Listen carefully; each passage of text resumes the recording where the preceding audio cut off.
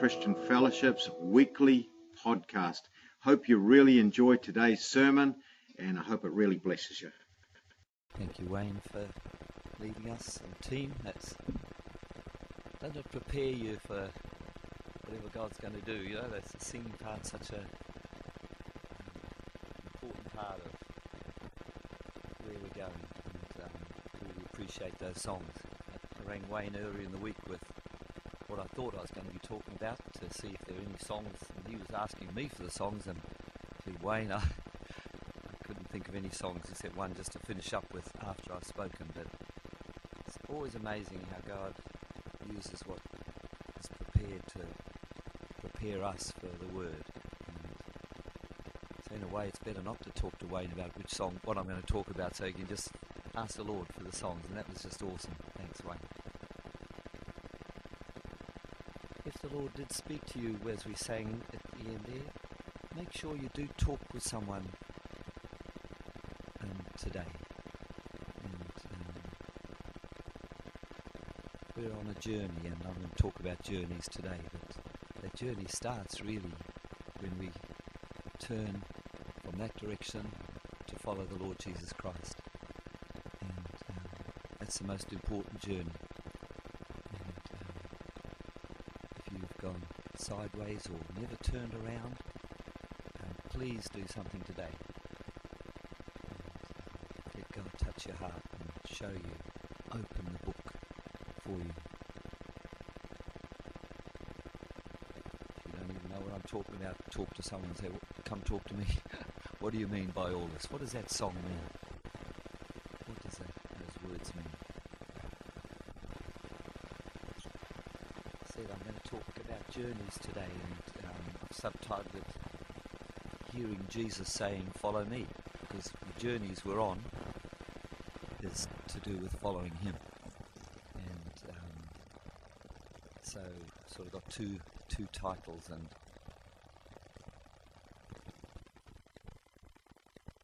last week, the reason I thought of the journey, I've been preparing for a couple of weeks, but last week we had our Noah's Ark out the front here, didn't we? The front of the church, and the young people led the service last week and talked about journeys, one of the things, and and about hope. But it was the thing about journeys that I've been thinking about over a little while, and so I thought I'm going to continue that theme of journeys, maybe in a little bit different way. But last time we were talking about Noah, or the young people talked about Noah, how he heard from God, and then he prepared. He didn't just hear from God, he did something about it. He spent that time, a long time, building that ark, ready to thank you, Wayne, for leading us and team. Doesn't it prepare you for whatever God's going to do? You know, that's the singing part, such a important part of where we're going, and really appreciate those songs. I rang Wayne earlier in the week with what I thought I was going to be talking about to see if there were any songs, and he was asking me for the songs, and I said, Wayne, I couldn't think of any songs except one just to finish up with after I've spoken. But it's always amazing how God uses what is prepared to prepare us for the Word. So in a way, it's better not to talk to Wayne about what I'm going to talk about, so you can just ask the Lord for the songs, and that was just awesome. Thanks, Wayne. If the Lord did speak to you as we sang at the end there, make sure you do talk with someone today. And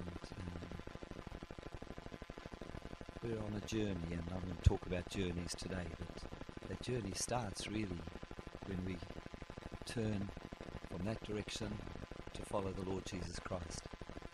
And that's the most important journey. And if you've gone sideways or never turned around, please do something today. Let God touch your heart and show you, open the book for you. If you don't even know what I'm talking about, talk to someone and say, come talk to me. What do you mean by all this? What does that song mean? What does those words mean? I said I'm going to talk about journeys today, and subtitled it Hearing Jesus Saying, Follow Me, because the journeys we're on is to do with following Him. And so sort of got two titles. And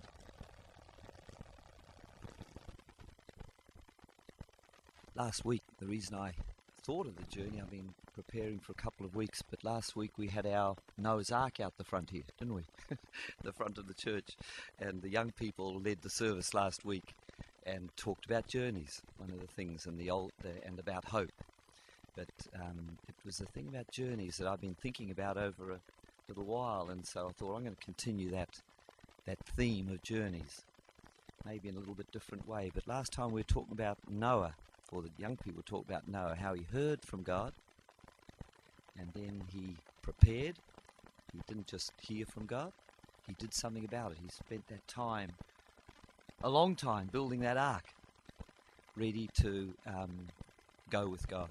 He didn't know what would happen at the end, but he was willing to follow, or let the ark follow where God wanted it to be. What a great risk, but safety, great risk, getting in an ark, and then the flood, but he was safe because he was obedient to the call of God. And we were talking about God speaking to us at the Bible study on Tuesday night, and Ezekiel had this amazing vision of God, hard to understand. Kevin did a pretty good job for us, and I bet there's a million more things in that vision. But right at the end, he fell down, and God spoke to him. He heard God's voice. In all the things that were going on, he heard a voice, and then he heard a voice again, and he heard a voice speaking to him. And really, that's where we want to be this morning. God speaking to you through the song, through the word, through sharing with someone else here during the service. God speaking to you. I'm going to talk about journeys this morning. Other journeys, not Noah's journey or not Abraham's journey. I read up all those journeys this week, there's so much in the journeys. Each person in the Bible's journey had a different way of starting. Some people got a heap of information, build this ark, there's going to be a flood, put all the animals in, and I'm going to, a whole lot. Others were said, leave here and go to Canaan. But what about a bit more information, Lord, Some people had it tough, And Paul talked about a journey he was on just now. He didn't know the end of that journey, except he heard a word from the Lord, don't say anything. So there's a journey where God didn't promise anything. Maybe he lost his job at the end, But he was prepared to obey God's voice. And it's listening to God's voice. I've got a few things here, young people. I want you to come up the front and tell me where you think these journeys talked about. These are things that Sandra and I have picked up on different journeys we've been. Come up the front and have a look. First one. Maybe you can see it from where you are anyway. Okay. Which journey do you reckon that one? Just wait one, Paul, because you probably know. Anybody guess? England? No.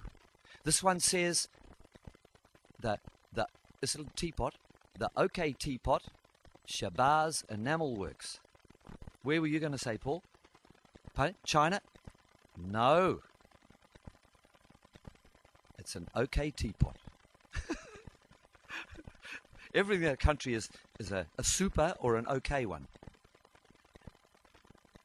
Pakistan, yeah, it's a Pakistan teapot. So Sandra got on our shelf, we haven't used. No, it hasn't been used since we've been home. But it reminds us of that journey, an important part in our life, the journey to Pakistan.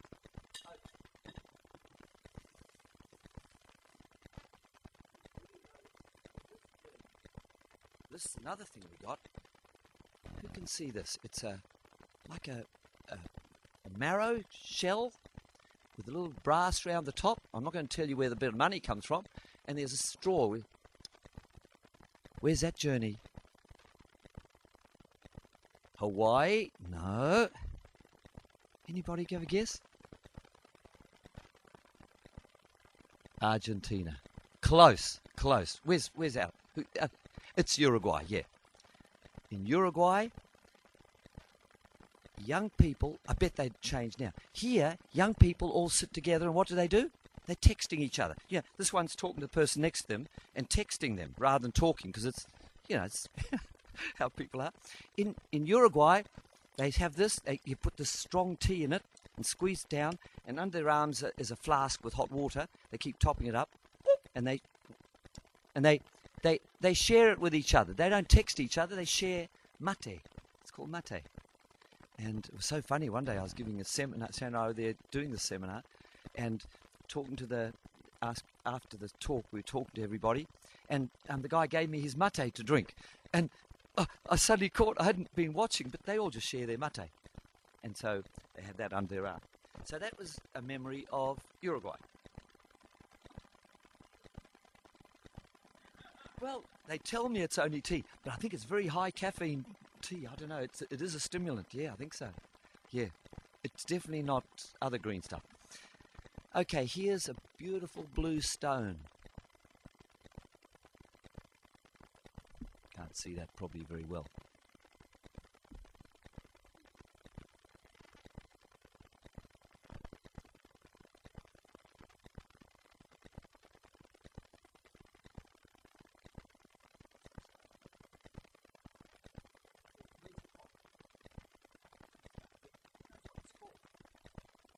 Mark.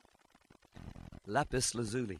There's only two countries in the whole world that have lapis lazuli. Chile and Argentina. And Afghanistan. Chile and Afghanistan. And that was a gift from friends when Sandra and I left. A piece of lapis lazuli, a beautiful, beautiful stone.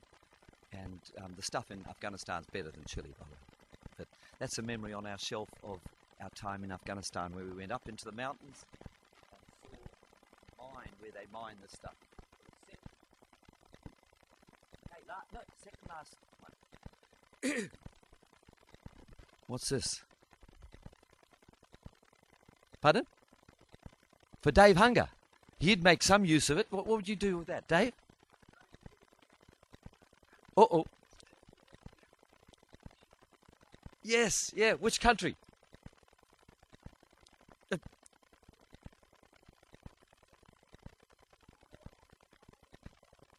Pardon? Is it? I've forgotten it. Argentina, yeah. South America. Argentina, we got it. And you're right, they swing it around somehow. And Sandra said, Neil, don't take that to church. Paul will get hold of it. So I'm keeping it in my back pocket, Paul, so you don't try and tangle me up, because that's what he's likely to do. So I risked it, didn't I? Sandra was a bit angry with me last night. So don't touch it, all right? Otherwise I'll be in trouble. I've talked about some pretty distant places with journeys, but what are these? Chocolate. Yeah. Yeah. Chocolate biscuits. It's probably not enough for everybody today, Sandra. We thought got enough. We'll have them afterwards, okay? And there's some chocolate biscuits that are gluten-free, for those who are gluten-free, all right? Because I was going to give everybody one because I thought, holidays, there won't be many people here. But you're all here. Does that remind you of a journey? It reminds Sandra and I of a journey. Because many years ago we met an old lady called Anne. Anne King. Did anybody remember Anne King? Probably too old for most of us. She was very old when we met her. And those cookies reminded me of her journey. It wasn't to fancy countries or anything like that. Her journey was to the supermarket. She was a lady that she used to come around and have a cup of tea with Sandra and I and tell us about her journey. She walked because she didn't have a car, and she would go to the supermarket to buy her few groceries. But every time she went to the supermarket, she asked Jesus, what else should I buy when I'm down there? It was an adventure for Anne. She'd go to the supermarket down here, and she'd buy what she needed for herself, for her home. But she'd always ask, Lord, what else should I buy? And as she went through the shelves, she'd see something. It might be biscuits. That's why I chose biscuits this time. But she said it was exciting. Sometimes it was a tin of baked beans, or it might be something else. And then she'd pray, Lord, bring across my week the person that needs that gift. There's a different sort of journey, isn't it? And for Jesus, she did that. She didn't have a huge salary. She was on a pension. But she bought that extra every time she went so that she could bless someone. And that was her journey. So I'm not trying to make out those other journeys are better than, or it's your journey, whatever your journey might be. And that I want to talk about today.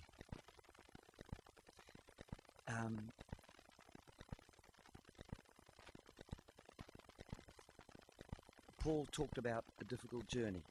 And it's interesting, following Jesus, Jesus never promised it to be an easy journey either. I'm just going to read Matthew chapter 8, which is probably the main verse of today. Matthew chapter 8. Couldn't write it all down at once, so I'll just read it from here. Matthew chapter 8. And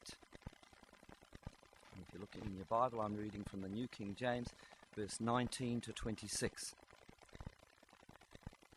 Chapter 8, 19 to 26. It said, then a certain scribe, that's a religious type person. Jesus had great fun with religious people. He told them the truth. Then a certain scribe came and said to him, Teacher, I will follow you wherever you go. You can almost, I'm putting on the voice. Jesus, wherever you go, I'm going to follow you. I'm just imagining that. But maybe I don't know why he said that, because Jesus said an interesting thing. You think Jesus would say, okay, beauty, I've got another follower. Jesus said to him, foxes have holes and birds of the air have nests, but the Son of Man, that's Jesus, has nowhere to lay his head. He knew the heart of that man. That man thought, maybe this would be a good life following Jesus. Jesus was saying, look, before you say such bold things as I'll follow you, be aware that I don't have anywhere to put my head at night. Foxes and birds have places to go, but I've got nowhere. I don't think that man followed Jesus. Then another of his disciples said to him, Lord, let me first go and bury my father. In other words, I'm going to come with you. Yep, Jesus, I'm going to follow you, but just let me wait till my father dies. He's getting old. But Jesus said to him, follow me and let the dead bury their own dead. What a hard saying. I don't know what that means in that man's situation or your situation or mine. But what it does mean is this guy had priorities that he wanted to get done first. There were conditions with his following Jesus. And so that's a hard saying. But each one of us has to work that one out ourselves. The interesting thing is, there's a gap then, and then it says, now when Jesus got into the boat, because they'd been with a great multitude of people and Jesus wanted to go across the lake. The next verse says this, now when he got into a boat, his disciples followed him. The third following in a little few verses. They didn't know what was up ahead. And you think, okay, Jesus got into the boat. They followed him. That'd be the safest place. That's going to be a good place to go. Look what next verse says. And suddenly a great tempest arose. Oh no! We should have told Jesus not to get in the boat. You see, they didn't worry about nests and places to put your head and stuff. They followed Jesus wherever he went. And I bet you they knew there was a storm. I can't believe that they get into the boat and suddenly a great tempest came. Unless God sent it straight away. God could do that, of course he can. But I bet that they knew the weather. They were prepared to go into a storm following him because they knew he was the safest place to be. And so on our journeys, these are people going on journeys, our following must be following him. Not a dream, not an idea, not something fancy. But how do we know what's a dream, what's fancy, how do we know this? Because in 2 Corinthians 11:24 to 23. I won't read it all.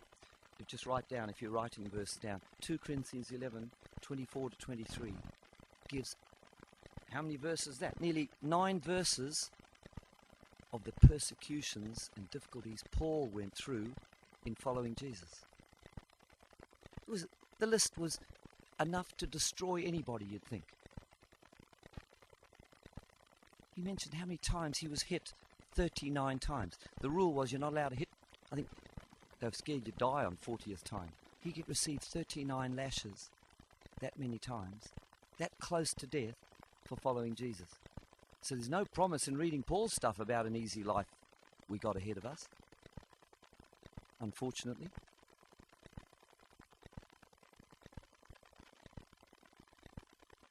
In all of this, I think the important thing that I really wanted to, and mainly my whole, could always finish here, is that when we go on a journey, whether it's Sandra and I, we've just been to England and Germany. We're just going there, we're just going down to the supermarket. In the name of the Lord, we're following Jesus' voice. Now, I don't want to make this so super spiritual that I'm not going to move from this platform until Jesus says, Neil, now's time to step down or sit down or whatever. Maybe I should.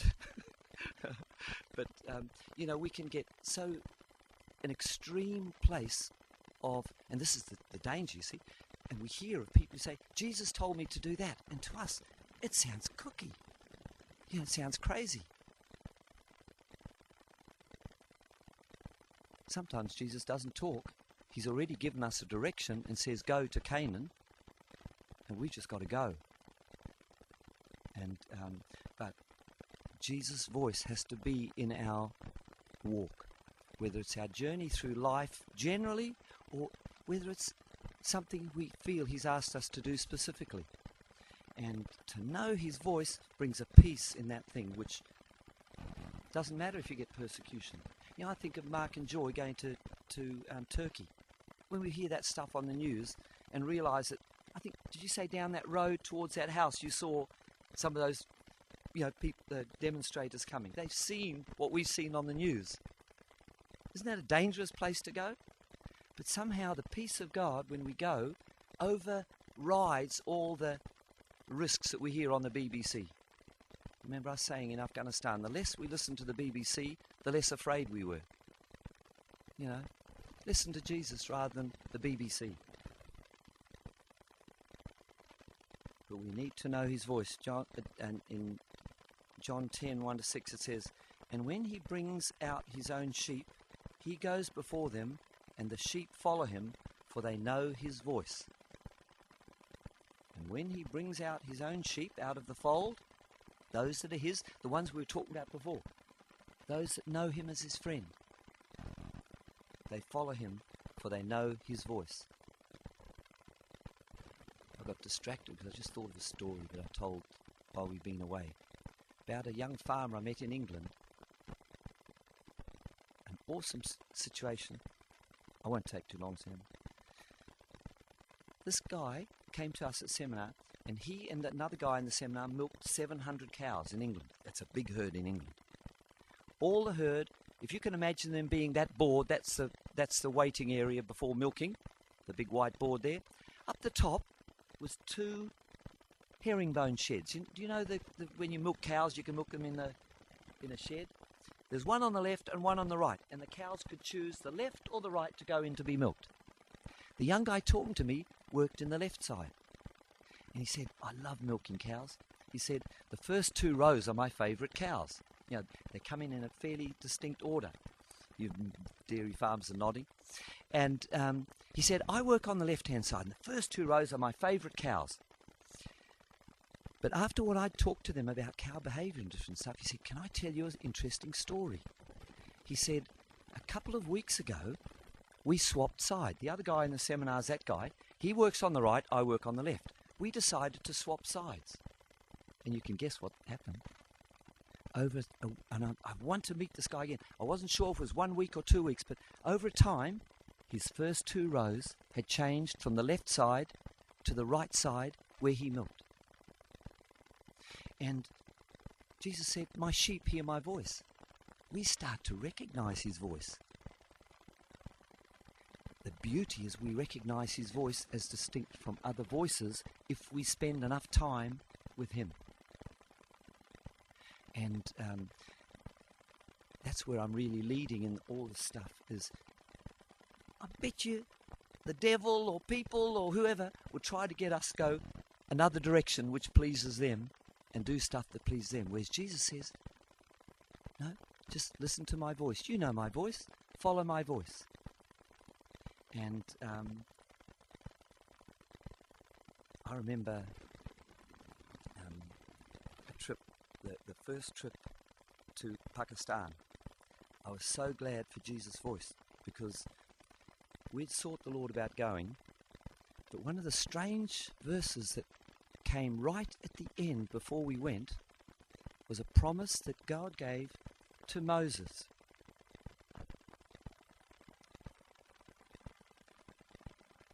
This is what God said to Moses on the mountain. God had said to Moses, you go back to Egypt and set my people free. A big job. Moses felt inadequate for that. And this is what he said to Moses. He said, I will certainly be with you. Isn't that great? I will be with you. And this shall be a sign to you that I have sent you. When you have brought the people out of Egypt, you shall serve God on this mountain again.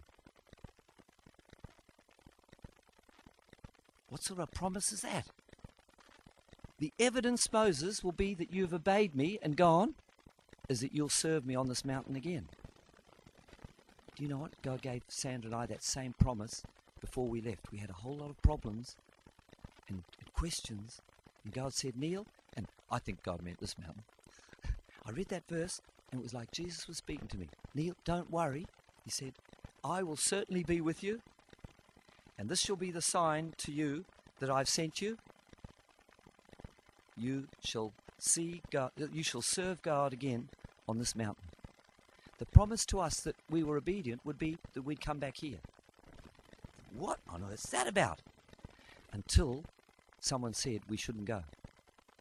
A close friend said we shouldn't go. They're warning us, don't go to Pakistan with your family. But I had the promise from Jesus. I could say to him, the evidence is going to be that I'll be back here again to serve the Lord. And I'm so glad I had got used to recognize Jesus' voice, because I had two voices, one saying, don't go, and a whole lot of others saying, do go. But the evidence was going to be a bit awkward one. Hey, you'll be back here. So if I didn't come back, well, the others were right. But we're back here. And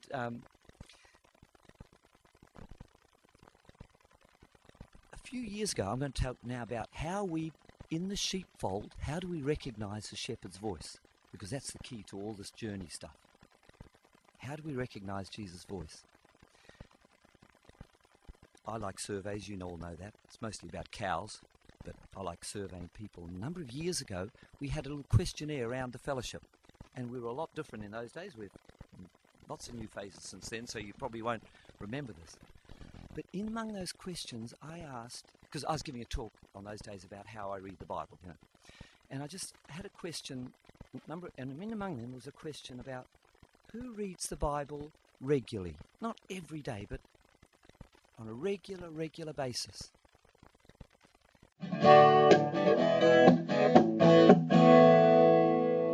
Hey, thanks for listening to the podcast of Inglewood Christian Fellowship in Taranaki, New Zealand.